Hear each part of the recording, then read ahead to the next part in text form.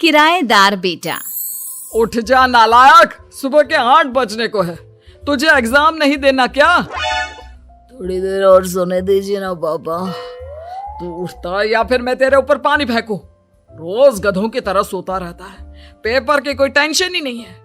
और एक हमारा समय था जब हम पेपर में फेल होने के डर से रात भर पढ़ा करते थे, सो ही नहीं पाते थे। तो क्या अब आप उसका बदला मुझसे लेंगे? मैं 15 मिनट बाद उठ जाऊंगा, आप प्लीज जाइए, मुझे डिस्टर्ब मत कीजिए। इतना कहकर रौनक रजाई ढककर फिर से सो जाता है। तू ऐसा नहीं मानेगा, रुक मैं अभी पानी लेकर आता हूँ। बस फिर क्या था, इतना कहकर वो भागते हुए बाथरूम में जाते हैं और पानी की एक बड़ी सी बाल्टी लाकर रौनक के ऊपर फेंक देते हैं। पानी पड़ते ही रौनक झट से उठ जाता है। ये आपने क्या किया पापा? अब तो उठेगा नहीं तो यही करना पड़ेगा ना। वैसे थैंक्स डैड, आपके कारण ना अब मुझे नहाने की भी जरूरत नहीं पड़ेगी। चलिए अब आप माँ से बोलकर मेरे कपड़े निकलवा दीजिए, तब तक मैं ब्रश कर लेता हूँ। वैसे कल ना आप एक काम और करना, नहलाने के साथ साथ मुझे ब्रश भी करवा देना। ये ब्रश करने में ना मुझे बहुत आलस आता है। रौनक की बातों से अरविंद का मुंह खुला का खुला रह जाता है। वो अपनी पत्नी कमला के पास जाता है और रौनक की हरकतों के बारे में बताता है, जिसे सुन उसकी पत्नी हंसने लगती है। तुम अपने बेटे को समझाने के बजाय हंस रही हो। रौनक बच्चा है, धीरे धीरे सुधर जाएगा। आप क्यों उसके पीछे पड़े रहते हो? अभी नहीं सुधरेगा तो कब सुधरेगा? 10वीं क्लास में है रौनक, वो अब कोई बच्चा नहीं रहा।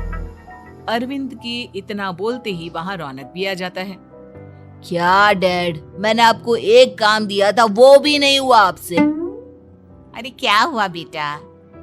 माँ, मैंने डैड से बोला था कि वो आपको बोलकर मेरे स्कूल की यूनिफॉर्म निकाल दे, लेकिन मेरे पीछे पड़ने के अलावा इनसे एक काम ढंग से नहीं होता। देख रही हो कमला, देख रही हो अपने लाडली को? अरे आप चुप रहिए जी। चलो बेटा, मैं तुम्हें कपड़े निकाल कर दे देती हूँ बस। ऐसे ही साल पर साल बीतते जाते हैं, लेकिन रौनक के रवैये में कोई बदलाव नहीं आता। वो पहले से भी ज्यादा आलसी और पूरी तरह अपने माता पिता पर निर्भर हो जाता है। 2 साल बाद पता नहीं कहाँ गायब रहता है पूरे दिन, अब तक तो आ जाना चाहिए था। अरे आप इतनी फिक्र क्यों कर रहे हैं उसकी? दोस्तों के साथ खेल रहा होगा, आ जाएगा अभी। ये कोई टाइम है खेलने का? 10 बजने वाले हैं, इतनी रात में कौन खेलता है? कमला कुछ कहती उससे पहले ही रौनक वहां आ जाता है। मम्मी जल्दी से गाना लगा दो, बहुत भूख लग रही है। तुम्हें तब तक खाना नहीं मिलेगा जब तक तुम बता नहीं देते कि इतनी रात गए कहां से आ रहे हो। ओ प्लीज डैड, अब आप एसी पे प्रद्युमन बनकर मेरे सर पर बंदूक लेकर मत बैठ जाना।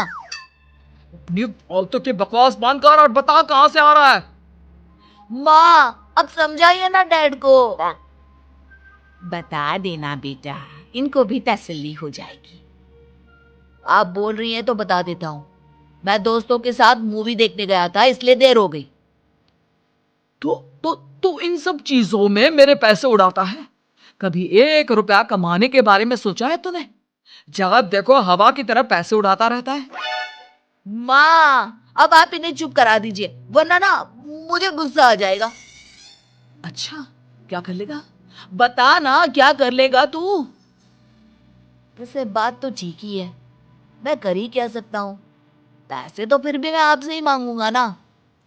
चलिए अब ये सब बात छोड़िए और मम्मी मेरे लिए खाना लगा दीजिए। अभी लगा देती हूँ बेटा। मैं बता रहा हूँ कमला, एक दिन ये ऐसे ही बिगड़ जाएगा।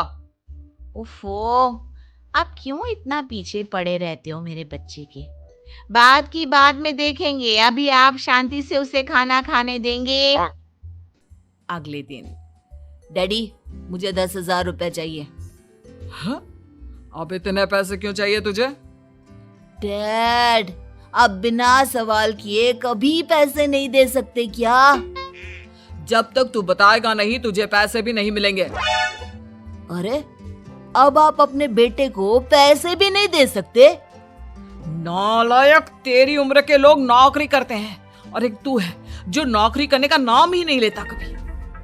आप लोगों के होते हुए भला मैं नौकरी क्यों करूं? अरे हम कब तक पैसे देंगे तुझे?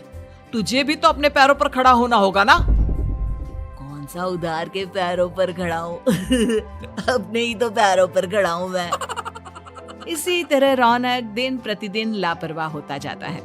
उसकी लापरवाही को देखते हुए अरविंद और कमला अपने बेटे की शादी कराने का फैसला लेते हैं और 1 महीने के अंदर अंदर ही रौनक की शादी मेघा नाम की लड़की से करा देते हैं। शादी के कुछ दिन बाद, रौनक, मुझे एक अच्छी सी साड़ी चाहिए, आप ला दोगी ना? हाँ, क्यों नहीं। कितने तक की आती है साड़ी? यही करीब 5,000 तक की। तुम चिंता मत करो, मैं आज ही डैडी से पैसे मांगकर तुम्हारे लिए साड़ी ले आऊंगा। आप कब तक ऐसे ही अपने पापा से पैसे मांगते रहेंगी? कोई अच्छी सी नौकरी क्यों नहीं कर लेते आप? अरे डैड के होते हुए मुझे नौकरी करने की जरूरत ही क्या है? पर आप ऐसे कब तक उनसे पैसे मांगते रहेंगे? कुछ आपको अपने दम पर भी तो करना होगा ना। अब तुम भी बाकी लोगों की तरह मुझे ज्ञान देना शुरू मत कर देना। साड़ी चाहिए ना तुम्हें, मिल जाएगी बस। इतना कहकर रौनक अपने पिता से पैसे मांगने चला जाता है। डैडी, मुझे 5,000 रुपया चाहिए। अब 5,000 क्यों चाहिए तुझे? वो मेघा को साड़ी चाहिए थी। अरविंद आगे बिना कुछ कहे चुपचाप उसे पैसे निकाल कर दे देता है। कुछ दिन बाद, तुम्हें नहीं लगता कमला, रौनक हम पर पहले से भी ज्यादा डिपेंड हो गया है? मुझे तो अब उसके भविष्य की चिंता होने लगी है। कल को हमें कुछ हो गया तो वो क्या करेगा? काश तुमने पहले ये सोच लिया होता तो आज हमारा बेटा इतना लापरवाह नहीं होता। तब मुझे कहाँ पता था कि मेरा लाड प्यार उसे इतना बिगाड़ देगा कि वो इस हद तक लापरवाह बन जाएगा। कोई बात नहीं, अभी भी देर नहीं हुई। मुझे पता है उसे कैसे सुधारा जा सकता है। कैसे? अरविंद कुछ कहता उससे पहले रौनक वहां आ जाता है और पैसों के लिए हाथ फैलाने लगता है। डैड, मैं और मेघा बाहर घूमने जाना चाहते हैं। अरे वाह, ये आज सूरज कहाँ से निकला है? Dad please. अच्छा चलो अब मुद्दे की बात करो। मुझे अब 25,000 चाहिए। अब तुम्हें 1 रुपया भी नहीं मिलने वाला। अगर तुम्हें पैसों की इतनी ही जरूरत है तो कोई ढंग की नौकरी कर लो। मम्मी, आप कुछ कहिए ना डैड को। बेटा, वो गलत क्या बोल रहे हैं? ये सब हम तेरे भले के लिए ही तो कर रहे हैं। मम्मा, मैंने बताया ना आपको, मुझे नहीं करनी कोई जॉब वॉब। तो ठीक है, निकल जाओ हमारे घर से। तुम्हारे जैसे लोगों के लिए मैंने ये घर खड़ा नहीं किया है। जितना ये घर आपका है ना, उतना ही मेरा भी है। मैं कहीं नहीं जाने वाला।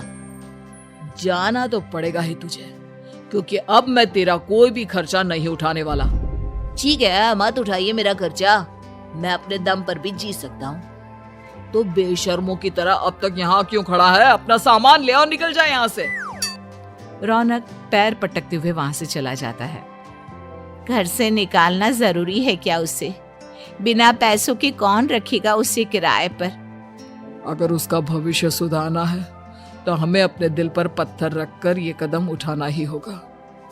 दोनों बात कर रहे होते हैं कि रौनक अपनी पत्नी के साथ एक बड़ा सा बैग लेकर घर से निकल जाता है, लेकिन घर से बाहर उसे कोई भी मुफ्त में अपने घर किराए पर नहीं रखता। अंत में थक हार कर वो फिर से अपने घर चला जाता है। क्या हुआ? थोड़ी देर पहले तो दहाड़ते हुए घर से निकला था, अब क्या हुआ? नहीं रखा ना किसी ने तुझे किराए पर? डैड प्लीज, मैं कुछ दिनों में कोई अच्छी सी नौकरी शुरू कर दूंगा। आप तब तक तो हमें रख लीजिए प्लीज। सुबह से रात हो चुकी है लेकिन कोई हमें रखने को राजी नहीं है। अब आप ही बताइए, इतनी रात को मैं मेघा को लेकर कहाँ जाऊंगा? ठीक है ठीक है, बहू की वजह से मैं तुझे घर पर रख रहा हूँ, लेकिन तू इस घर में एक बेटे की नहीं बल्कि एक किराएदार की हैसियत से रहेगा। 3 महीने हैं तेरे पास। इन 3 महीनों के अंदर अंदर मुझे तेरी पहली तनख्वाह हाथ में चाहिए, समझ गया? पक्का डैड, इन 3 महीनों के अंदर अंदर तो कोई बढ़िया सी नौकरी ढूंढ ही लूंगा मैं। ऐसे ही धीरे धीरे समय बीतने लगता है और अरविंद के दिए 3 महीनों में से 2 महीने बीत चुके होते हैं। पापा जी ने हमें 3 महीने दिए थे, जिसमें से 2 महीने तो बीत चुके हैं। अब ये आखिरी महीना बचा है। अरे तुम चिंता मत करो, आज मेरा ना 2 जगह इंटरव्यू है, दोनों में से कहीं ना कहीं तो जॉब लग ही जाएगी। अच्छा, all the best. Raunak interview के लिए निकल जाता है, जिसके बाद शाम में रौनक घर आता है। कैसा गया इंटरव्यू? आपकी नौकरी लगी या नहीं? अरे पहले सांस तो ले लेने दो अच्छे से। बताइए ना, मुझसे तो जरा भी इंतजार नहीं हो रहा है। वो दरअसल बात यह है कि मेरी नौकरी तो लग चुकी है, लेकिन पैसे बहुत कम है। कितने पैसे हैं? 15,000। इतने में अरविंद और कमला मिठाई का डिब्बा लेकर आ जाते हैं। बधाई हो बेटा। हम जानते थे तेरी जॉब जरूर लगेगी। लेकिन मेरी सैलरी बहुत कम है मम्मा।